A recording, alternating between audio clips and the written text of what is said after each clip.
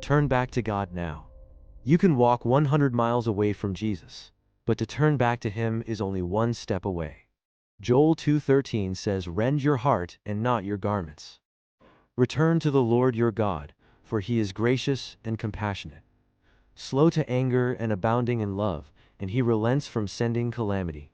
We may sometimes feel so weighed down by sin that we believe we are unworthy of God's love. It may seem as though we have strayed too far from God, as our sins are beyond His forgiveness. We may be stuck in an endless cycle of sin, where we sin to cover up other sins, as we find this to be the only way to live.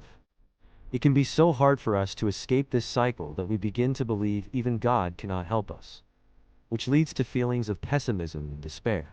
However, the Bible assures us that with God, all things are possible.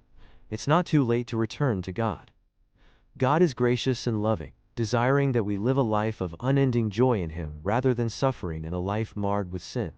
The parable of the prodigal son reminds us that no matter how far we wander, God will always welcome us with open arms when we decide to return to Him and leave behind our life of sin. So what are you waiting for? Turn back to God now. Say a prayer and open the Bible to discover His overflowing grace and love.